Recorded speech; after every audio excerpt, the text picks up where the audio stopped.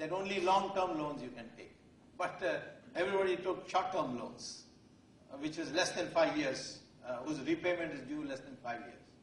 And industrial boom came. In fact, during Rajiv Gandhi's time, our industrial sector was growing at 14% and all that. It was a tremendous, all new machines came and spare parts came, the whole industry got refurbished, and so industrial growth rate picked up. But then at the end of 5 years, and unfortunately it coincided with when I became minister, all these became due for payment. And we didn't have foreign exchange because we didn't build up a foreign exchange for it. So when you had debt, it better be long-term, largely long-term. India, unfortunately, used to have only 4% earlier. Now it's gone up to a pretty high number of 20%. And that's danger, because anything over 15% is to be considered as a danger.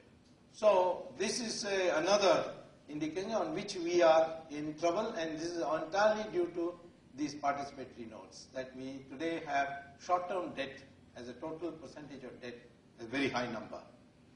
Then there is something called debt servicing as a percentage of GDP.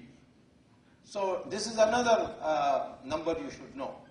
Debt service. How much do you have to pay back every year for your obligations for having taken a loan? You can't default on those. If you default on those, your name will get spoiled and nobody will give you fresh loans. So that percentage is about 16% for India. It is below the 20% cutoff point, which is held as danger for our forthcoming crisis. Non-performing loans. Now, non-performing loans, incidentally, all these numbers are very similar to China. But on non-performing loans, India was pretty high at one stage, something like 20-25%. Till I went and filed a public interest litigation in the Supreme Court against the Indian bank, because the Indian bank chairman thought that bank belonged to him and not to the government. So, and he was a complete congressman. So anybody wrote, one or two key congressmen like Mr. G.K. Mupanar and Chidambaram, etc., they would write on a piece of paper, give this man a loan, and he will come with that chit and give it. And the bank manager, the bank chairman would say to the bank manager, relevant bank manager, give him the loan. And the Indian bank went to a huge NPL. And when I filed this case, then notice was issued, and finally CBI inquiry was ordered, and the bank chairman ended up in jail. I wanted Chidambaram in jail, but no judge was ready to do that. So maybe in the future, because under Indian laws, corruption is not time barred, and revive a corruption case even after 50 years. So I have nothing against Chidambaram. I just don't think he deserves to be finance minister, that's all. Or any minister for that matter. But he can't do anything else, that's the problem. Except be lawyers for Enron and Coca-Cola and so on. Anyway, this is after that case, a strict crackdown came, and so many people were caught and so on.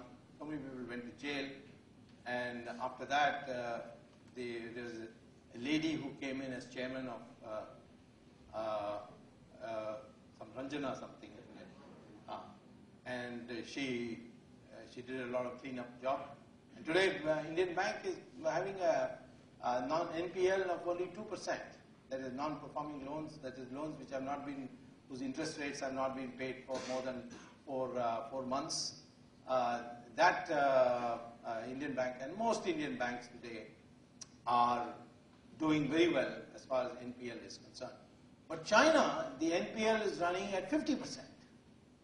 And the banks have eaten all their capital. So every year, there's a huge transfer from the state budget to the banks. And China cannot close down these banks, because if you close down these banks, then what will happen is that they will not be able to give those loans. Who do they give these loans to which are not repaid? to the big public sector, which the Chinese call as state-owned enterprises. These big public sectors are guzzlers of money. But the Chinese cannot close down these state-owned